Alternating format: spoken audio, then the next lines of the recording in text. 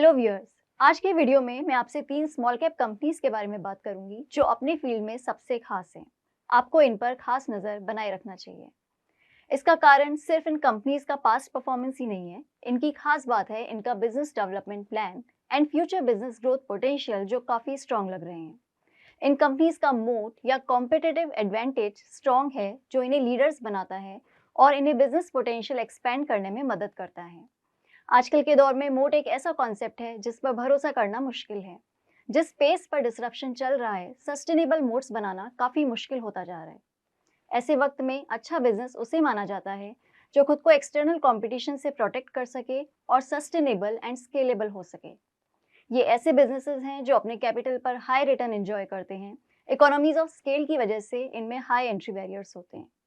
Fragmented peer groups के comparison में इनका मार्केट शेयर काफ़ी बड़ा होता है और इनका बैलेंस शीट भी स्ट्रांग होता है। अपने कॉम्पिटिटर्स की तुलना में ये कंपनी ज़्यादा मजबूत होती हैं, जिससे इन्हें अपना प्रॉफिट मेंटेन करने में और उसे बढ़ाने में मदद मिलती है। ये कंपनियां जिस तरीके से क्लाइंट्स को टारगेट करती हैं, उससे इनकी मजबूती जाहिर होती है। कंपटीशन के बावजूद ये अपने प्रोडक्ट्स के सेल्स पर प्रीमियम एंजॉय करती हैं। यहाँ तक कि इंडस्ट्री में गिरावट के टाइम पर भी ये अपने पीयर्स के कंपैरिजन में मजबूत और स्थिर रहती हैं। दरअसल इन कंपनीज को अपने राइवल से ज़्यादा फायदा मिलता है और ये अपने कॉम्पिटिटर की तुलना में बेहतर तरीके से सर्वाइव कर सकती हैं। मैं इन्हें स्मॉल कैप मोनोपोली कहना पसंद करूंगी। मोनोपोली एक ऐसी कंपनी होती है जो किसी भी मार्केट में सिंगल सेलर होता है। इस वीडियो में मोनोपोली उन कंपनीज को रेफर करता है जिनका फ्रेगमेंटेड पीयर ग्रुप्स की तुलना में एक बहुत बड़ा मार्केट शेयर है, जो अपनी इंडस्ट्री में अच्छे प्रॉफिट्स कमा रही हैं और जिन्हें अच्छे से मैनेज भी किया जा रहा है। अपने पीयर्स के कंपैरिजन में ये अपने कैपिटल पे हाई या बेहतर रिटर्न एंजॉय कर रही हैं। इनकी खास बात यह है कि इनका बिजनेस अपनी इंडस्ट्री का एक लो कॉस्ट प्रोड्यूसर है। ये अपने पीयर्स के कंपैरिजन में लोअर कैपेक्स के साथ भी ऑपरेट कर सकती हैं। मेरे एक्सपीरियंस में ऐसी कंपनीज लंबे टाइम के लिए इन्वेस्टर्स का ध्यान अपनी ओर आकर्षित करती हैं और अगर आप सही समय पे इन्हें खरीद पाते हैं तो ये आपको इक्विटी पे भी हाई रिटर्न्स दे सकती हैं। बेहतर pricing power, economies of scale, strong quality and growth oriented management जैसे फैक्टर्स की वजह से इनसे बेहतर रिटर्न्स मिलने की ज़्यादा संभावना होती है। हम एक ऐसे मार्केट में हैं जहां global slowdown, inflation and interest rate बढ़ने के डर से मार्केट का सेंटिमेंट वॉलेटाइल हो सकता है। ऐसे में अगर कभी भी मार्केट में करेक्शन आता है या सेंटिमेंट्स कमज़ोर होते हैं, तो मुझे लगता है कि लार्ज कैप्स के कंपैरिजन में स्मॉल कैप्स में ज़्यादा करेक्शन देखने को मिलेगा और लॉन्ग टर्म इन्वेस्टर्स को बहुत ही कम कीमत पर मोनोपोली स्मॉल कैप्स में एंट्री करने का मौका मिल सकता है। जब आप मार्केट लीडर्स में इन्वेस्ट कर रहे हैं तो ऐसे लीडर्स चुनिए जो एक सैचुरेटेड इंडस्ट्री में नहीं हैं। ये पैसा कमाने के लिए सबसे अच्छा तरीका होगा, क्योंकि लॉन्ग टर्म और शानदार ग्रोथ पोटेंशियल्स को ध्यान में रखते हुए ये एक सेफ इन्वेस्टमेंट होता है। मेरा मानना है कि आपकी वॉच लिस्ट में ज़रूर शामिल होने चाहिए। ध्यान रखिए कि इस लिस्ट में बाय या होल्ड व्यू नहीं दिया गया है। आज का वीडियो बिजनेस ट्रेंड्स पे फोकस करता है और स्टॉक्स व्यूज पर नहीं।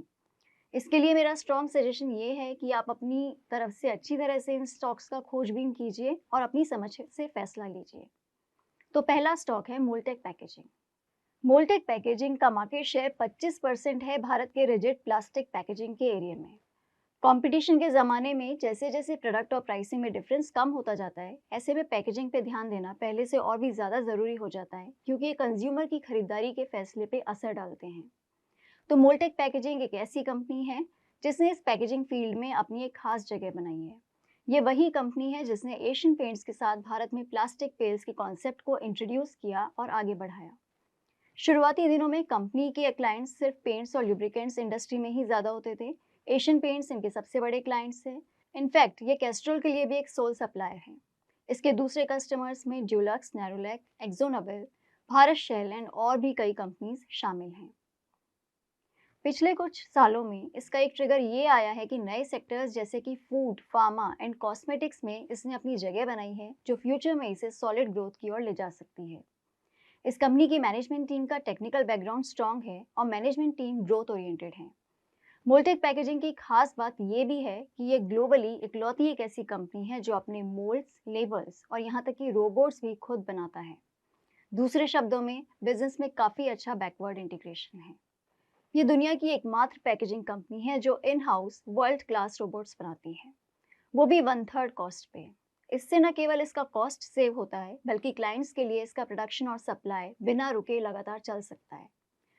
काउंटरफीटिंग से बचने के लिए कंपनी के पास लॉकिंग सिस्टम पेटेंट है जो इसके ब्रांड को स्ट्रॉन्ग बनाता है और स्केलेबिलिटी देता है। ये एक यूनिक कंपनी है जो क्यूआर कोड के साथ आईएमएल पैकेजिंग भी ऑफर करती है।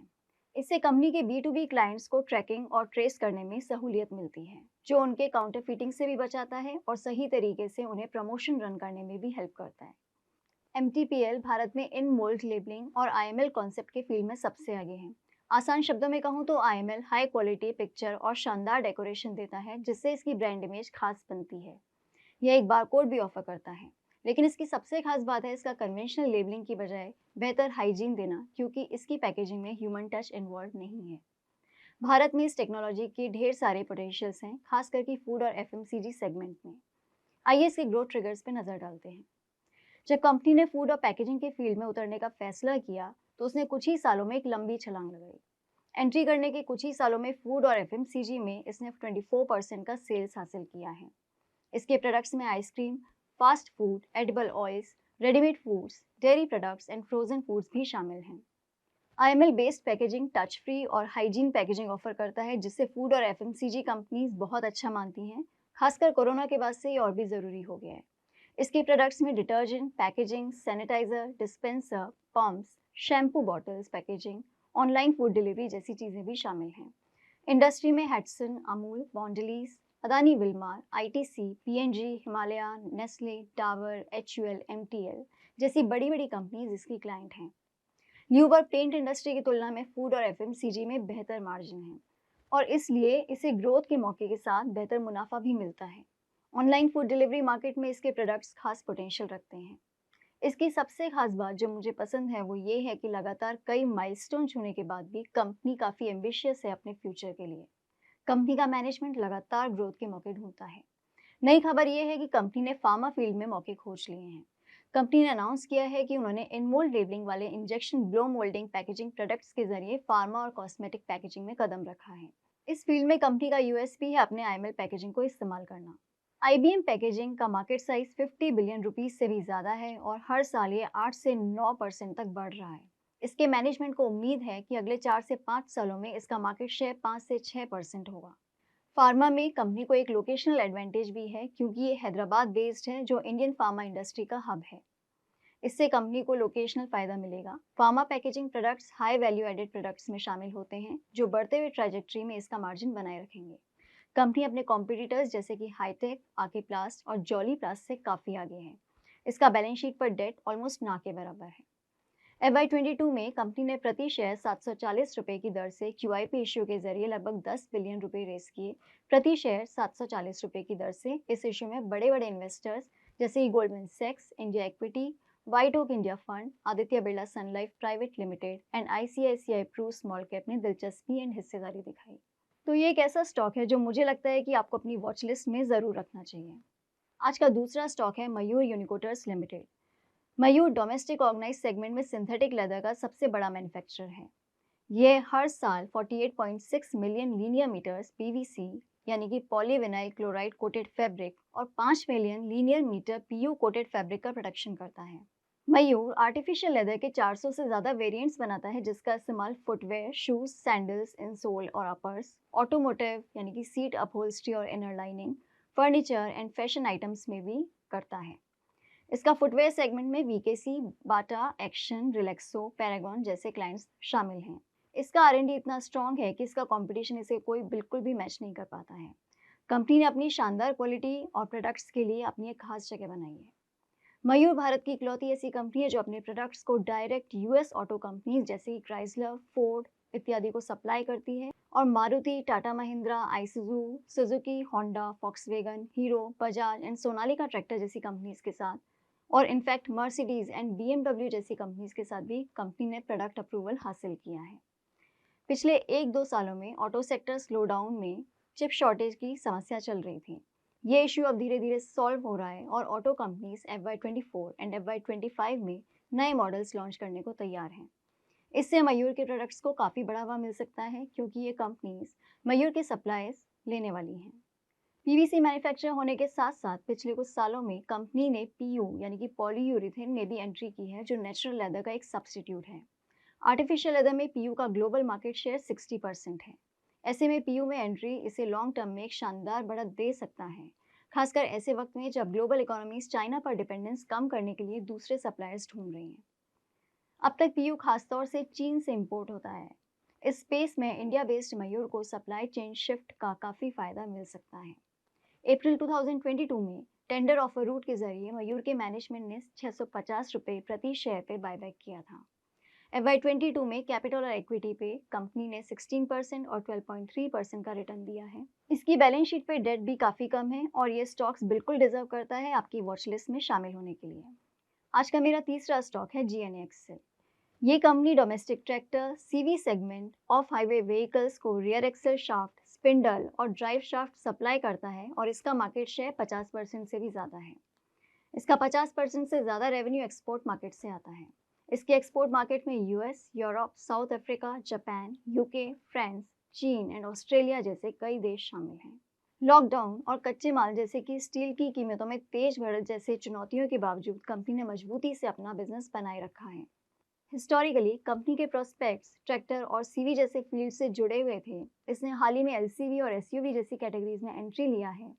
इंडिया में इसका market share domestic passenger vehicle industry में 15% से बढ़कर FY22 में 40% हुआ है। अब जब कस्टमर सेडान्स की बजाय कॉम्पैक्ट SUV पसंद कर रहे हैं, इस स्पेस में एंट्री ना केवल इसके प्रॉफिट्स को बढ़ा सकती है बल्कि साथ ही साथ इसके बिजनेस को डी रिस्क भी करती है, क्योंकि अब यह कंपनी किसी एक व्हीकल कैटेगरी पे डिपेंडेंट नहीं है। रिप्लेसमेंट डिमांड की वजह से इस बिजनेस को 2021 में स्क्रैपेज पॉलिसी का भी फायदा मिलेगा। भारत में इंफ्रा और कैपेक्स साइकिल में तेजी के साथ इस ट्रैक्टर की मांग में बढ़ने का भी फायदा इस कंपनी को देखने को मिल सकता है। पर यह भी याद रहे कि इस बिजनेस में क्लाइंट कॉन्सेंट्रेशन और CV और ट्रैक्टर इंडस्ट्री में डाउन साइकिल जैसे रिस्क मौजूद हैं। इसका रिटर्न रेशियो 16 से 17% की रेंज में है। इसका डेट टू इक्विटी 0.3 टाइम्स है और यह स्टॉक 16 गुना PE पे ट्रेड कर रहा है। दिसंबर 2022 में प्रमोटर्स ने इसमें अपनी हिस्सेदारी बढ़ा दी है। ये बस 3 ऐसे स्टॉक्स हैं जिनका जिक्र मैंने इस वीडियो में किया है, लेकिन अगर आप ध्यान देंगे तो पाएंगे कि स्मॉल कैप स्पेस में बहुत सारे मार्केट लीडर्स हैं जिसमें है सॉलिड ग्रोथ प्रोस्पेक्ट्स और ये आपकी वॉच लिस्ट में ज़रूर होने चाहिए। ऐसे कुछ स्टॉक्स हैं CCL products, Kaveri seed, oriental carbon, LG Balakrishnan, Sheela foam, Triton valve, GHCL and Cosmofil. अगर मार्केट में करेक्शन होता है तो मुझे लगता है कि आपको इन्हें अच्छी रेट्स पे खरीदने का एक मौका मिल सकता है और ये स्टॉक्स लॉन्ग टर्म में आपके लिए मल्टीबैगर साबित हो सकते हैं। इससे पहले कि आप कोई स्मॉल कैप मोनोपोली कंपनी चुनें, आपको इन 2 सवालों पे ज़रूर ध्यान देना चाहिए। सबसे पहले, क्या ये कंपनी ग्रो कर रही है? सिर्फ लीडिंग मार्केट शेयर होना काफ़ी नहीं है। जैसा कि कैस्ट्रॉल एक मार्केट लीडर तो है, लेकिन इससे कोई खास फायदा नहीं है क्योंकि लुब्रिकेंट मार्केट एक सैचुरेटेड मार्केट है और ये स्लो डाउन से गुजर रहा होता है। एक आइडियल बिजनेस वो बिजनेस होता है जहाँ पे ग्रोथ और एक्सपेंशन के लिए जगह होती है, वरना आप लार्ज कैप्स में भी इन्वेस्ट कर सकते हैं। दूसरी बात जो देखने लायक है वो ये है कि आपका मैनेजमेंट भरोसेमंद है या नहीं। आप पाएंगे कि स्मॉल कैप्स में मैनेजमेंट क्वालिटी काफ़ी इंपॉर्टेंट होती है लॉन्ग टर्म प्रोस्पेक्ट्स के लिए। ऐसे में बेहतर है कि आप मैनेजमेंट से दूर रहें जो माइनॉरिटी शेयर होल्डर्स के लिए नहीं सोचते या फिर लापरवाही से रिस्क लेते हैं। इसके साथ मैं आज का वीडियो ख़त्म करूंगी। अगर आपको ये मेरा वीडियो पसंद आया तो इसे लाइक कीजिए और कमेंट्स और फीडबैक के ज़रिए मुझे अपना रिस्पॉन्स दीजिए। ऐसे और भी वीडियोस देखने के लिए इक्विटी मास्टर यूट्यूब चैनल को प्लीज़ सब्सक्राइब कीजिए। Thank you, good bye.